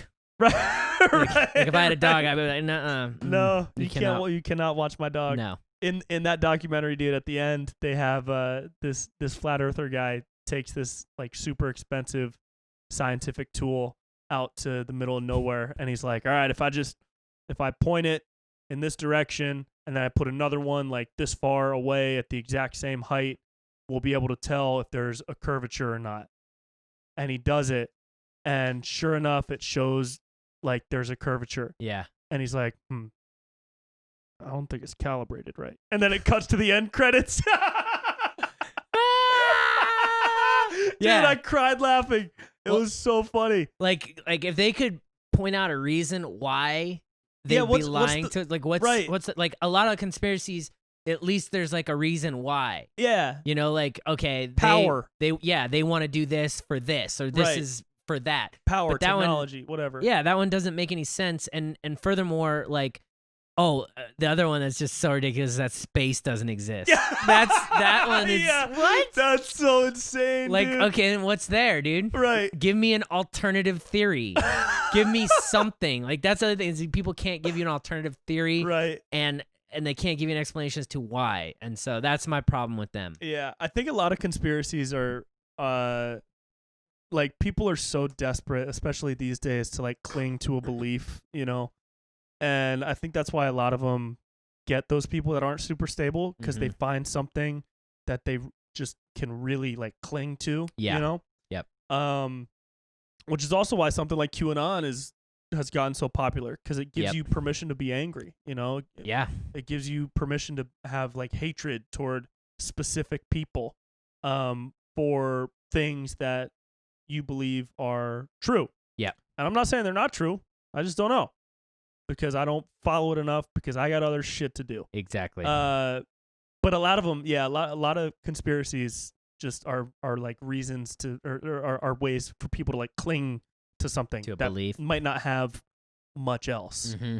I don't want to like sound sad, but no, that's you know? That's, I mean, it at least gives some logic or reason behind it. Yeah. We'll do another one, dude. We'll do another one. Have to. Deep state, dude. Deep state 5G, baby. 5G, dude. Oh, that was the other thing is 5G. The 5G waves. Oh yeah, 5G is the COVID symptoms. Is COVID symptoms? Yeah, I don't know. I don't know. I don't know. I was watching Snowden's thing too, and he was talking about how your phones are spying on you. Mm-hmm. That's a trip, dude. Yeah. How your phones are spying on you all the time. Well, and I remember I watched that. Did you ever watch those documentaries back in like mid 2000s, Zeitgeist? Yeah, I've seen those. Yeah, so their whole thing at the end was like that one day we're going to be asking for the chip to be implanted in us and they're not even going to have to make us do it. Right. I look at that and as like a theory from back then as like ahead of its time because like this is our chip. This is the chip. The phone is the chip. The phone is the chip. Yeah. So to me it's like, all right, well, the next phase of it, they're already talking about the technology to, combine us with silicon, Neuralink. Put chips in our head that will give us vastly more powerful brains. So like I was like, at the time I was like, maybe, but then now I'm like, oh, that's definitely what's going to happen. Yeah. Yeah. Like, oh yeah, get rid of cash. Cool. Right. You got your chip.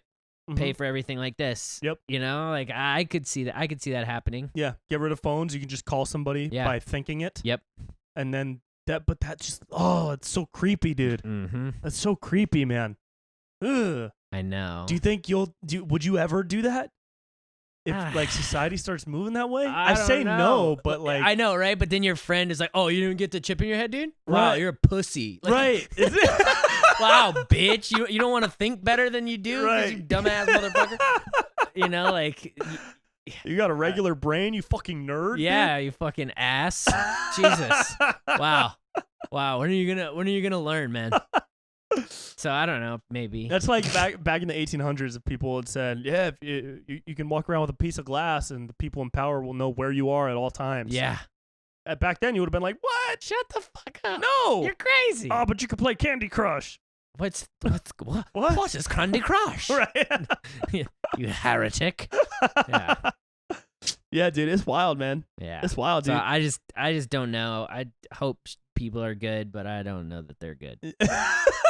That's what this all comes down to. I think some real weird people want power for some reason. Yeah. And I don't get it, dude. Yeah. Yeah, it's weird, I just want to chill, dude. I just want to chill too, dude. I just want to fucking chill, do some push-ups occasionally. Yeah. And fucking, like hang with my boys. I just want to hang with the boys, dude. That's all life is for, dude, is hanging with the boys, dude. I don't want to worry about who's deep state and who's not, dude. Right? Yeah. Yeah, I don't want to have to think about that shit. Nah, I just want to take my girl to somewhere pretty, and then come back and just lay in bed and stuff. I don't even think I would want the power of a deep state person. No.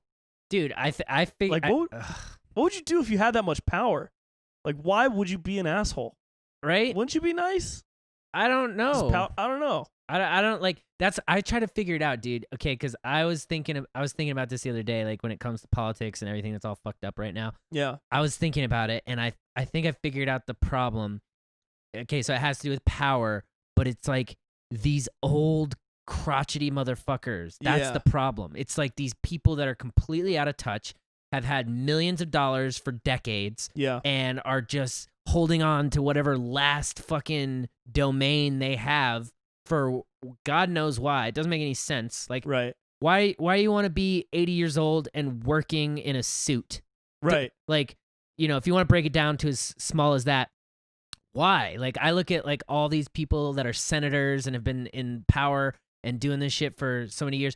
First off, when you get past, I lived with my grandfather when I was in high school, and he was like around like age 72, 73, and like he would take me to school in the morning, and when he would come out of his bedroom at like 6 a.m., he was not a functioning human being. Right. He was. I would ask, I'd be like, "How'd you sleep?" He'd be like, "What? What about my Cadillac?" And I'm like, "What?"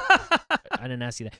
And these are the people that are running our country. Like, my grandpa wouldn't be even ready to like hold a conversation until after 9 a.m. after he had like 12 cups of coffee. Yeah. These are the people that are running the country. So what the fuck are you holding on this power to? Like, why? Yeah. What do you want? I was talking to Stevie about that too. You've got millions of dollars. Mm-hmm.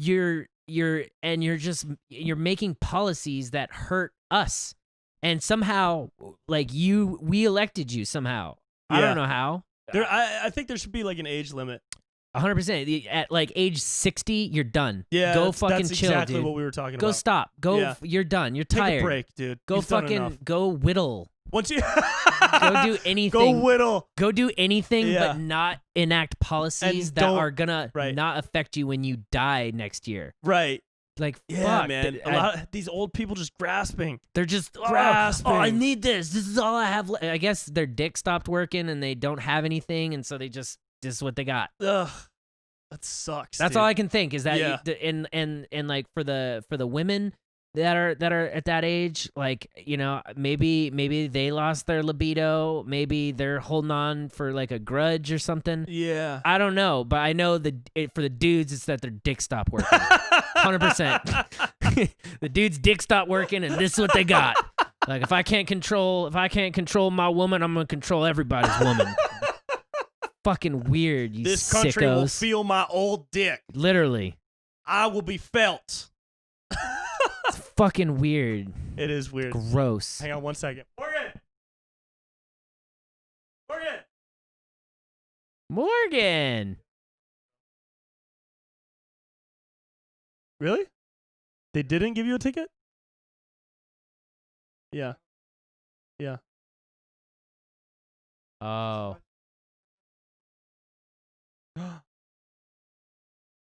Damn.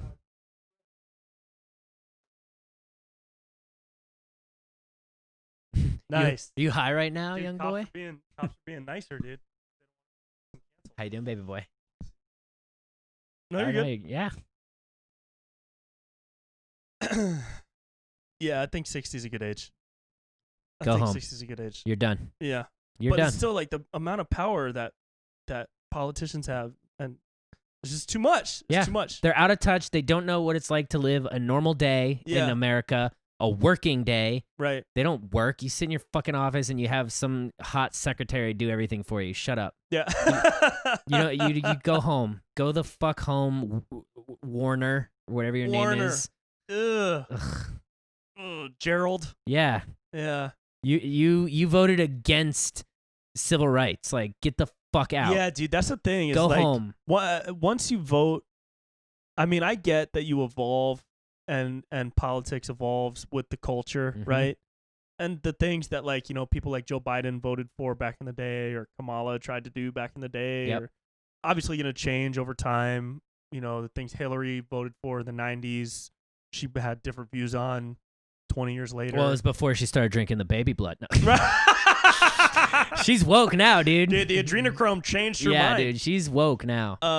God, people are gonna get really mad at us for making fun of that stuff. Dude, but I no. just don't care, because Yeah. it's fun to make fun of. Yeah. And maybe it's true, and maybe Yeah. it's not. And So, we're like halfway decent at making fun of it. yeah, we're good at making fun of it. That's Yeah. the thing. Yeah. Yeah. Asshole. But yeah, dude, these people. I just don't know if I would even want that much power. No. You know what I mean? Absolutely not. Like dude. Jeff Bezos is about to be a trillionaire, dude. I know. In the next couple years, he's gonna be a trillionaire. Yeah. What do you do with that much money? If I had $1 billion, I would give half of it away at least Yeah, right? Like, to you're just people that are making stuff, to Mhm. charities, to like kids. yeah. I just give it away. What are you doing with it, dude? Yeah. You're just sitting there hoarding it. Yeah, I remember reading the story of, or maybe it was a podcast, the guy who invented Power Rangers. Mm-hmm.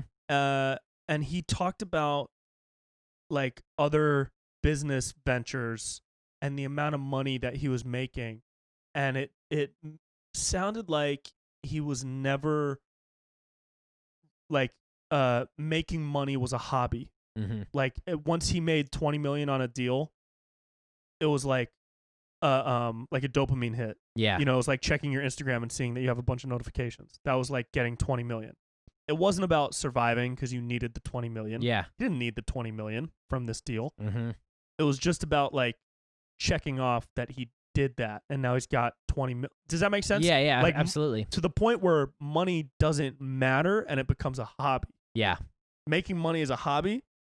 That's wild. I mean, I have a friend that loves money over everything, and all he does is want to make money Yep. for his whole life. That's his life goal, is to make money and buy rich shit and be a rich Wolf of Wall Street dude. Yep. And that's great.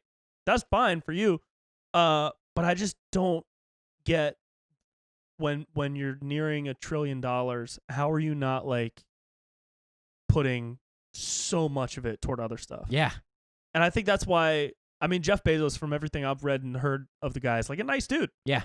Not a mean guy. Doesn't seem to be. Doesn't seem to be a mean guy. Just has a shit ton of money and Yeah. a really, really good businessman. Yeah. Donated a ton to climate change, which is cool. But when you're nearing $1 trillion, dude. Oh, I think people were mad about what he did with Amazon and their working conditions or something. Yeah. I don't know if that was directly him or. I mean, it's directed at him, of course, Yeah. but like, yeah, they were like, okay, these people are working for like minimum wage, Yeah, or that's what it close was. to minimum wage, Yeah. in conditions that are like, I've heard horror stories about the Amazon warehouses. Oh, that's right. No, you reminded me. Yeah. Yeah, they have to like sprint back and forth. Yeah, and, like you have to be like that super fast, and it's Yeah. like Jeff, you go do that, dude. right. Or pay those people 5 times more. Yeah, you 'Cause you can can. afford it. You Yeah. have the money. Like, who cares? Yeah. Like, just do it, dude. Just be the hero. What would you do if you had $1 trillion?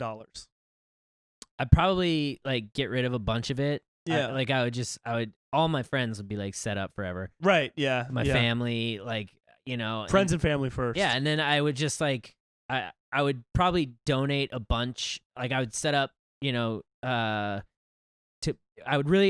honestly, the first thing I would fix, because it affects me every day, the homeless problem, dude. It wouldn't cost that much, and it would clean up the streets significantly, and these people could have a place where they could live and like have dignity. Yeah. That's what they want, Isn't a dude. big part of the homeless problem mental health? Absolutely. It's a lot of it is, but like they don't have a place to go. To go for support. Like, go give and them care. a place to go. Yeah. If they had a safe house, or if they just had housing in general where they could Yeah. go, like that would be a huge step in the right direction. Dude, when was the last time you were in Echo Park? The Echo Park Lake, Oh, where not, those not, swans are? not for a while. Man, I drove past 2 days ago. It looks like the campgrounds at Coachella. Oh my god. The amount of tents are unbelievable. Dude. Yeah. They're all over the park grass where people usually have picnics and shit. Yep. I'm talking like there's no space in between the tents. Yeah. It's tent city, literally. Wild. There's so many tents over there. Yeah. All in Venice too, along Yep. the boardwalk. It just seems like there's more and more, in all these different areas. Yeah. So to me, it's like that would be one of my first priorities, because it wouldn't cost that much. And if you had $1 trillion, like, who cares? You're right. Right. Who cares how much it costs? Fix Right. it. Done. Gone. Yeah. We can move on. Yeah. And like, I think they said that world hunger is like, would take like 50 billion. Let's fix that. Oh, easy. So I would probably get rid of at least $500 billion, just like cleaning up Clean water. for people that just like that. If they just had money, it would help them. Yeah. Like, give to like the common people. Like, I can't necessarily focus on a specific disease. I can't do that. But like, to people that are living lives without dignity, or could live a life, like a meaningful life, if they just had like a place to live or food to eat. That's what I would focus on. Yeah. Because I've been on that like on the edge of that realm. Yeah. And so like I can understand it. And if I had $1 trillion, I'd fix that, and then I would just go fucking chill somewhere. Party with your boys, dude. Yeah, I would just travel every I would fucking for sure weekend, dude. buy an island somewhere. Yes. Yeah. Yeah, dude. But it would be a sick, cool island. You not have a to sketchy, be creepy like island. 30 to get on my island, though. Right. I don't want any fucking questions. You have to have facial hair and Yeah. some gray hairs. You have to be like, if you're under 25, go home. No, fuck off. You're annoying anyways. Yep. You're you gonna have no do- life experience, You're and gonna I do don't coke want to hang out with and you. talk to me about some shit that you're never gonna And do. you're gonna ask me if I've heard the new Chainsmokers song. Yeah, no. I've heard it. Yes. Okay. Do I like it? It's all right. It's okay. It's not roses. No. But you can play it once. Yep. That's funny. Yeah, I would do all those same things, and then I think depending on the state of the world and my age, I would plan a presidential campaign to disclose all UFO files. Nice. But then you'd be president. You'd have the power. I know, but everybody needs to know about aliens, They dude. need to know. We need to know. Yeah. Yeah, I would do that. I would probably do that. Mm-hmm. I mean, yeah, I would do that. Nice. Yeah, I wouldn't want to do anything with power. I would just give my money and like go away. I don't want to talk. I don't want to see traveling anybody. a lot. Where have you traveled to? Well, right before COVID, I was in Amsterdam. Oh, me and Morgan went to Amsterdam together. Nice. Yeah. Yeah, dude, that was fucking. I brought shrooms back, and that's what Really? Yeah, you got them through the airport? Yeah, easily. Whoa. Yeah. How? Just put them in my Dop kit. Nice. Yeah, so I brought them back, and I'm actually gonna do them in Joshua Tree this week. Oh, nice. That's tomorrow great. or the next day. I don't know. Did you do the truffles when you were in Amsterdam? We didn't. We were planning on it, Mhm. but then ran out of time, and that's why we brought them back. So, Oh, okay. Yeah. Yeah, the truffles they're different than the mushrooms. Mhm. They're like polyps. Yes. Yeah. Are those the ones Those you ones brought we back? brought. Yeah, Ooh, yeah. Fun. Yeah, I'm so excited. Yeah. I've done them before because I was there back in like 2014, 13, Okay. and I loved them. Yeah. They're so fun. It was a good time. Mm-hmm. Yeah, it was his first time. Nice. It was really funny. We were on the steps of this like building looking out at the water when like 20 minutes after we taken them, and they hit you pretty fast. Mm-hmm. And he started like tearing up. It was his first time. It was Yeah. a powerful experience. And I was like next to him, like just kind of like looking at everything, taking it all in. And this group of guys walked over to us, like 4 dudes, like our age. Yeah. And they walked up and they started talking to us like in gibberish. And I was like, what the? And he was like, I swear to God. I was like, what the fuck is going on? And the guy was like, Dumb. and I was like, no, I don't know. I started laughing. Morgan's next to me, like crying and laughing at the same time. And the guy's like, and then his words start to sound a little bit more like I'm starting to understand a little bit more. Yeah. And he's like, Is he Irish? And no, he's Italian. Oh, okay. So he's been speaking Italian, but like the first 3 times he tried to talk to me, it just straight up sounded like just gibberish, dude. That's so funny. And so once I clocked that he's speaking Italian, it became even funnier. Yeah. Because I was like, oh, I still don't understand. I know what he's speaking, but I don't know what he's like saying. now I know he's trying to communicate, and I'm Yeah. not hallucinating this, but I Yeah. still don't understand. And he started like doing all these like funny like movements with his body. Yeah. I didn't know what the fuck he was saying. He didn't speak a word of English. It's so funny. And he was standing there like, hey, boop, boop. Yeah, Morgan's like laughing and crying. I'm like, I don't pulling out my phone trying to translate what he's saying. And then he starts like making like pill movements like with his hand. Oh. And I was like, does he want pill? I don't have pills. I don't have pill. I don't have no pills. And he looks back at his friends, and a motorcycle passes by, and he looks at his friends and he goes, vroom, vroom. And I was like, what the fuck is going on? He's dude? a clown, dude. He's He was a facilitating clown. your damn trip. I swear to God, dude. It's and he so walked funny. back to his friends laughing. And as they walked away, he looked back at us and he said, Allah, vroom, vroom. I was He's dying the funniest laughing. human being in the world. Yeah. I was like, I will never be this funny. I will never make anyone laugh this hard. That's got to be the goal, is to make someone laugh as hard Yep. as this insane Italian guy That's did so when I'm funny. sitting here tripping on mushrooms. Wow, that's a really good shroom story. An Amsterdam shroom That was the story. beginning of it. Yeah. Yeah, And then yeah, we yeah. like biked around the city and it was cool. But Nice. That moment was like so hilariously funny. Yeah, that is really funny. Yeah. Yeah, but I want to travel again too. Yeah. I've been backpacking in Thailand. Me and my buddy went to Nice. Thailand. I for a really couple want to go weeks. to Thailand. That's like a place. That's got to be up top on your. It on your is list. because Yeah. I know like cost is really effective, and then I've just heard only amazing things. One about the food, and then Yep. like the beaches, and like I just heard it's like just perfect. Bro, they put sugar on their food. Yeah. Like in those little rotating cups of Mhm. condiments. They Yeah. have like chili sauce, ground peanuts, and then Mm. just sugar. Yummy. And you can just take a spoonful of sugar and put it on your noodles. That's It dope. was so good. I want sugar noodles. Yeah, sugar noodles are the best. Thailand was cool. Australia, have you been there? No, but I've been to their colony. Been to England. Oh, cool. Yeah. Yeah, Or England's their cool. colonizers. Yeah, have you performed overseas? Yes, actually, this last time I was in Amsterdam, I performed. Nice. How'd it go? Fucking awesome. Nice. Such like Yeah. friendly, good crowd. Oh, that's cool. Mm-hmm. Yeah, that's awesome. Yeah, we did a show out there, and in England too. England was fun. Nice. I guess I kind of performed in England. I was hosting an event back in the Blake Vapes days. Oh, cool. I hosted a cloud blowing event. No way. It was really funny. That's insane. Yeah. What was it? Like people who can blow the biggest cloud? Basically. And you were judging it? Yeah, and I was hosting and judging, and then they did a vape trick contest. And so it was just like funny to like make fun of them for not being able to do tricks because the air conditioning was on. So like they were like, I was like, oh, he almost blew an L that time, but it looks like the air conditioning prevented it from happening properly. And like, I mean, the crowd was like losing. It was dope. It was really funny. It was a weird, not like your typical performance, but it was just like really funny. What are some other things you've done as that character? Like, do you have any moments that you'll just remember for the rest of your life because they're so ridiculous? Or like interactions or like celebrity things. Like one of the coolest things I did was one time Marshmello was performing at the Shrine here in LA, and he like stopped the show so that I could blow a cloud during his set. He's like, time out. He's like, check this. This is my dude Blake Vapes.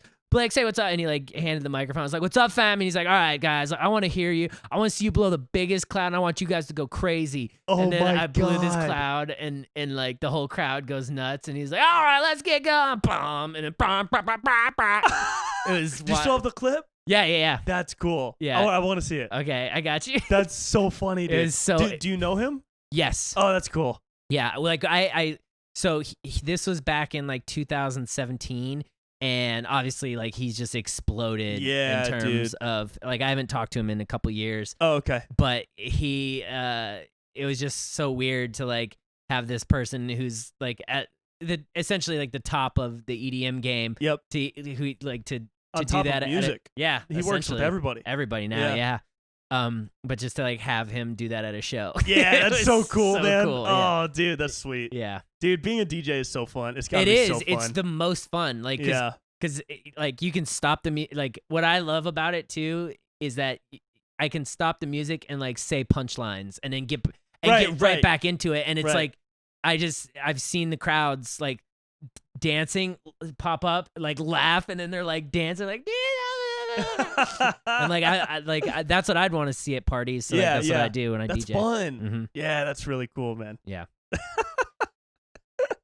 He just blew a massive cloud during a Marshmello show.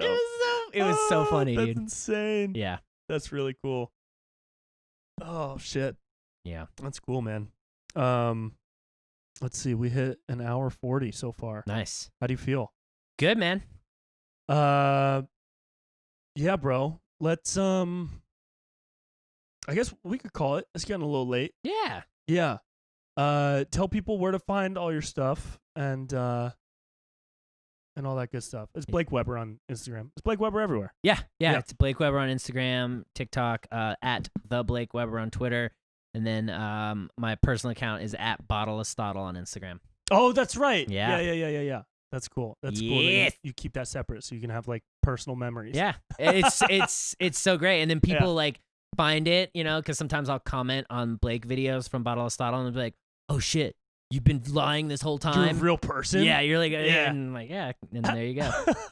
Fuck yeah, dude. Well, we got more heat coming out soon. Yes. We'll do a follow up. We should do a follow up pair to the Deep State and the conspiracy one. Yep. So we'll talk about that. We'll definitely have that coming out soon. Yeah. Until then, dude, don't trust anybody. All right, that's it. We love you guys. See ya. Bye.